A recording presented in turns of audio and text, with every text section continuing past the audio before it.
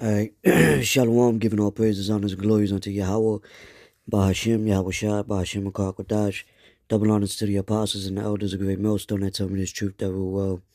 Shalom to the elect scattered through the four corners of the earth. My name is Kodash Payah, and I'm going to open up with the scripture real quick in the book of St. Matthew chapter 16 and verse number 3. It says, "And in the morning it will be foul weather today, for the sky is red and lowering. O ye hypocrites, ye can discern the face of the sky, but can ye not discern the signs of the times?" And that's when Yahushua was going into the wicked scribes and Pharisees about, how they seeking a sign. They know when the weather is, going to change. They know it's going to rain. They know things like that because they can see it, right? But they don't see, like in general, our people don't see the times we're in, right? Verse 4 says, "A wicked and adulterous generation seeketh after a sign, and there shall no sign be given unto it, but the sign of the prophet Jonas, and he left them and departed." All right, so the Lord sends prophets to prophesy about the end of that kingdom. Throughout every generation, the Lord did that. Prophesying about Jacob's trouble, right? You saw Negros, Latinos, and Native American Indians, which are the biblical Israelites. Jacob is your forefathers. So when it mentions Jacob's troubles, it means troubled times is going to come to those people I just mentioned on a global scale. And part of the signs is what you're seeing here. What happened over there recently in Chile, which you got Jakes, you got Israelites, and in Chile, a massive power outage in Chile left 19 million people without electricity, and just like that, the lights can turn off. Just like that, the lights could turn off. And not only that, I was watching an interview, I forget what politician it was, but he made mention of a cyber 9/11. I think I seen this like a day or two ago. I gotta go back into my archives. Lord willing, if I find it, I'll do a little snippet on this. But yeah, you got the higher ups talking about, well, not higher up, but people on the certain status quo. They got a mouthpiece for things going on as far as that, right? And 19 million without electricity. So now you can't travel as you normally would. They declared curfew as power outage sweeps country. Traffic jams, food starts to spoil, right? And they do that, and things like this happen. It's a sign. You got the blood moon coming up on the 29th of March. That's another sign. The signs in the heavens, right? Wars and rumors of wars. Things going digital.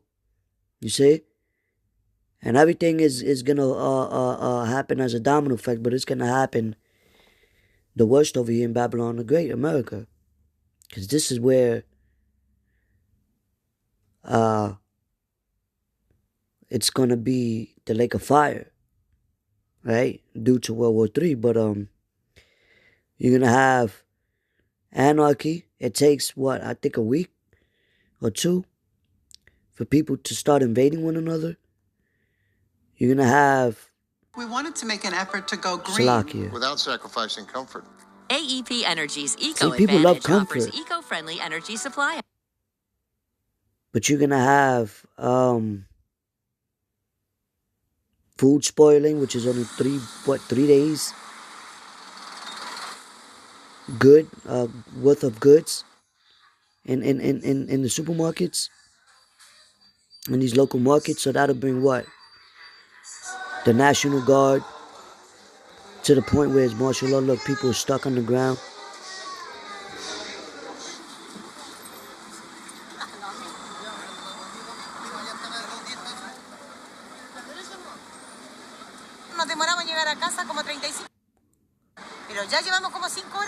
Look at that. She says it normally takes her about 35 minutes to get home, but this time it took her 5 hours.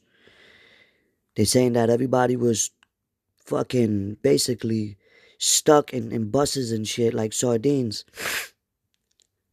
So at nighttime is curfew when it's about to go because there's no order, there's nothing running, you know? And that's all part also of that great reset. I believe this was a trial run, you know. I know it's a sign regardless. The Lord spoke about darkness. We headed to darkness, you know. That's why you gotta watch what happens overseas first too. It's another thing. Before the final climax hit to this great whore Babylon the Great America. You know? That's why we're supposed to watch and pray, man. Understand everything is spiritual. It really is. Right?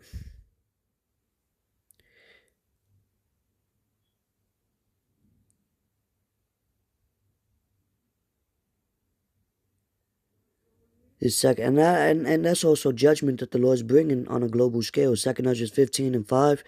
Behold, saith the Lord, I will bring plagues upon the world, the sword, famine, death, and destruction. That causes famine. Right? It says, and it says, Salaki.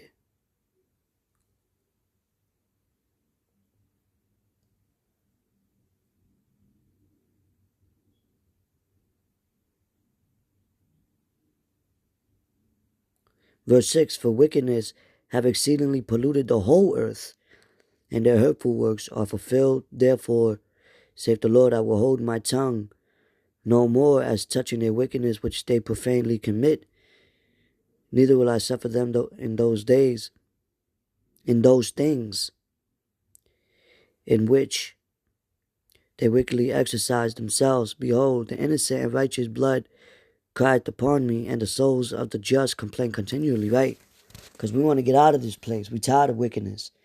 And I'm sure over there in Chile, you know, they have they worship, because a lot of them are still Israelites. You know, you got the northern and southern tribes, right? And a lot of them, they like to worship idols. But see, there's gonna be Jacob. Yo, hey man. But it says, verse 14, woe to the world and them that dwell therein.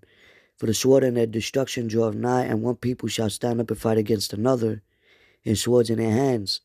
For there shall be sedition among men, and invading one another. They shall not regard their kings nor princes, and the course of their actions shall stand in their power. A man shall desire to go into a city, and shall not be able to. You're not going to be able to travel. They shut the grid down. For because of their pride, the city shall be troubled, the houses shall be destroyed, and men shall be afraid. A man shall have no pity upon his neighbor, but shall destroy their houses with the sword, right? Destruction, anarchy, you know. But shall destroy their neighbors, their houses with the sword, and spoil you their goods, because of the lack of bread and for great tribulation.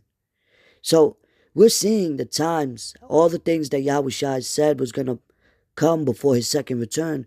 We're seeing it. You know? We're seeing it everywhere. Right? So the scriptures say, what? Woe to the world and them that dwell therein. Our people scattered across the four corners of the earth. You know? Because we're in the beginning of sorrows. 2 Ezra 16 and 17, woe is me. Woe is me, who would deliver me in those days? The beginning of sorrows and great mournings. The beginning of famine and great death. Great death, meaning it's going to be in a high scale. The beginning of wars, and the powers shall stand in fear. The beginning of evils. What shall I do when these evils shall come? Behold, famine and plagues, tribulation and anguish are set as scourges for an amendment, but for all these things they shall not turn from their wickedness, nor be always mindful of the scourges. Right? So they're not going to even take heed that it's prophetic. They think, oh, things are going to get better. Well, all the government got to do is first they do trial runs, and then they'll make it happen for another reset, to reset the grid, the whole. So everything's going digital in a sense where it's not like digital like computers, your phone. Carl Schwab spoke about a fourth industrial revolution. So things are going to be digital in a sense of more so-called more security and control. If a society was to collapse internally, which is ultimately resulting to what? Digital currency that they're going to want inside your body to be one with that beast system. But things are about to be resetted, if you will.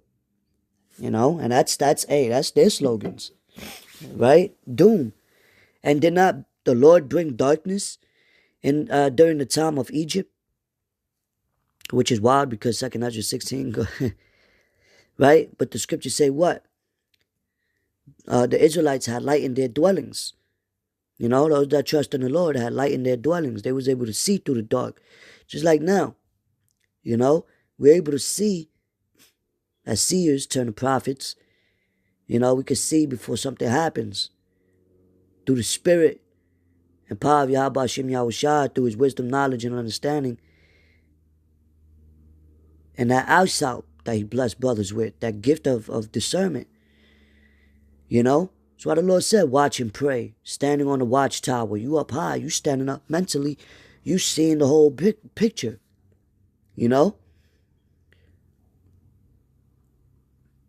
But anyway,